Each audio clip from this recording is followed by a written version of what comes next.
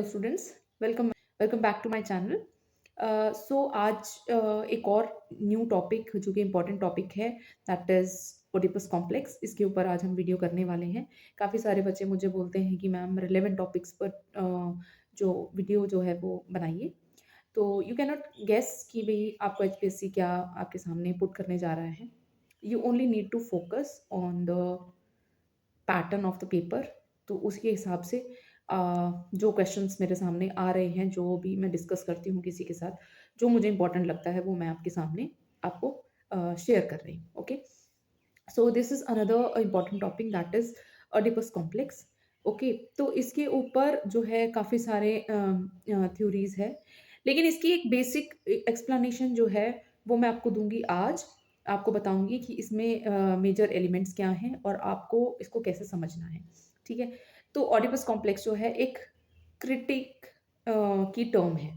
ठीक है, एक जो है उसको बहुत यूज़ करते हैं किसी भी वर्क को एनालाइज करने के लिए। क्लियर?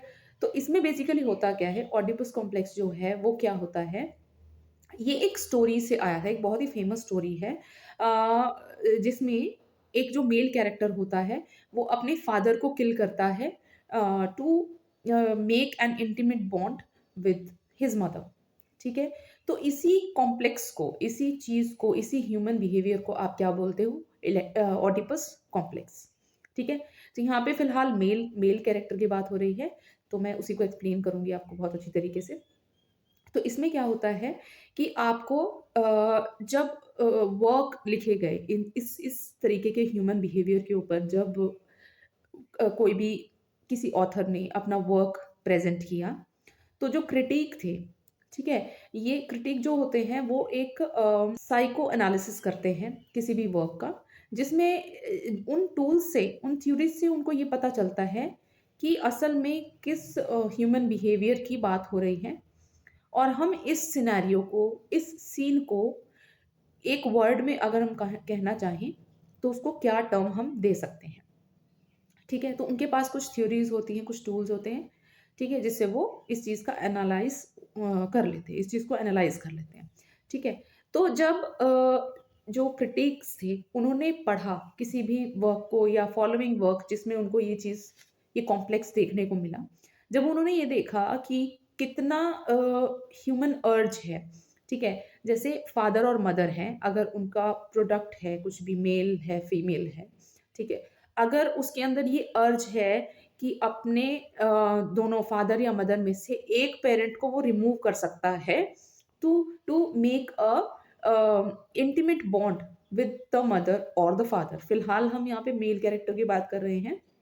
तो अगर उस मेल कैरेक्टर के अंदर इतनी अर्ज है, ठीक है, उसके अंदर अपनी ईगो को सेटिस्फाई करने के लिए इतनी अर्ज है कि वो अपने फादर को भी किल कर सकता है अपनी मदर के साथ बॉन्ड बनाने के लिए, तो इस बिहेवियर को क्या नाम दिया जाएगा?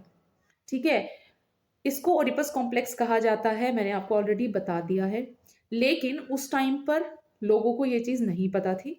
तो जब क्रिटिक्स ने इसको पढ़ा, साइकोलॉजिकल जो थ्योरिस्ट थे, ठीक है, एनालिसिस जो करते थे, साइकोलॉजी के जो बहुत ही महारत हासिल है, जिनको सिगमंड फ्रॉइड का एक नाम है इसमें, जब इनका थ्योरी जो है, लोग जो क्रिटिक थे उनको ये थ्योरी इसमें फिट बैठती नजर आई, तो इन्होंने, सारे थ्योरिस्ट ने, क्रिटिक्स ने इसको ओडिपस कॉम्प्लेक्स का नाम दिया। ठीक है, अब काफ़ी सारे जो सिगमंड फ्रॉइड ने काफ़ी सारी थ्योरीज दी है, जैसे इद, ईगो, सुपर ईगो, आपने पहले भी सुना होगा। अगर आप टीचिंग लाइन में हैं तो आपने ये चीज़, आपने पेडागोजीज में आपने पढ़ा होगा ये चीज़ें ज़रूर। ठीक है, तो ये बहुत ही इम्पॉर्टेंट है, लिटरेचर पर्सपेक्टिव से भी, टीचिंग पर्सपेक्टिव से भी, और साइकोलॉजी के पर्सपेक्टिव से भी। Since you are a teacher of a language, you are learning a language, तो आपको साइकोलॉजी के अंदर भी आपको इतना नॉलेज होना चाहिए कि अगर आप किसी वर्क को पढ़ रहे हैं तो you must relate with that work. ठीक है, तो ऐसा होता है कि साइको एनालिटिकल जो थ्योरीज होती हैं, ये एक बहुत इम्पॉर्टेंट रोल प्ले करती हैं किसी भी क्रिटिक को ये समझने के लिए कि ऑथर अपने वर्क में क्या कहना चाह रहा है, और इनसे रिलेटेड जो रीडर्स हैं उनका स्टेट ऑफ माइंड क्या है, वो कितने हद तक इस चीज से रिलेट कर पा रहे हैं। ठीक है, कोई भी पॉइंट वैलिड है या नहीं है। अगर आप किसी हवाई महल में कुछ भी अपने मन घड़ंत आप अंधाधुंध कुछ भी लिखते जा रहे हैं, या सिनेमैटिक फॉर्म में उसको शो करते जा रहे हैं, अगर उसका कोई पॉइंट ही नहीं है, तो क्रिटिक विल क्रिटिसाइज इट, है ना। और जनता जो है, जो पढ़ने वाले हैं या जो उसको देखने वाले हैं, वो भी उसको क्रिटिसाइज करते हैं। आज के ज़माने की, अगर आज की टर्म की बात करूँ, तो ट्रोल कर देते हैं, है ना। तो वो चीज़ें जो हैं आजकल मैंने देखा नहीं है कि वो बंद हो जाती हैं, बट उसके ऊपर कुछ ना कुछ एक्शन ज़रूर होता है। ठीक है? तो साइको एनालिटिकल थ्योरीज़ जो हैं, वो क्रिटिक्स को या फिर थ्योरिस्ट्स को हेल्प करती हैं किसी भी चीज़ को नंबर देने के लिए, आउट ऑफ 10, आउट ऑफ जो भी आप की लिमिट होती है। ठीक है? उससे। अच्छा, अब इससे रिलेटेड एक और इम्पोर्टेंट टर्म आती है कि आपको कैसे पता चलता है कि कोई भी इंसान जो है डिप्रेशन में है।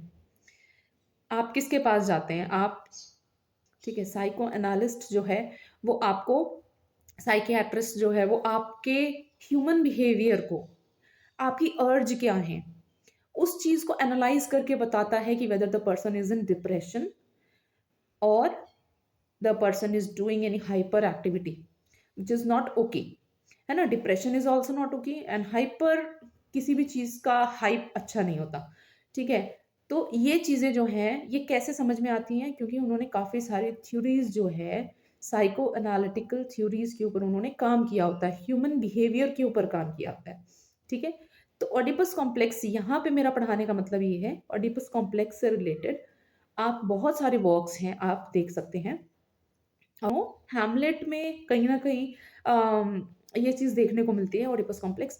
तो इफ यू एनालाइज़ इट, आप एनालाइज़ कीजिए, आप देखिए कि उसमें देखने को, उसमें आपको कुछ ऐसा एग्ज़ाम्पल अगर आप ढूँढ पा रहे हैं, तो you can definitely right that in your answer.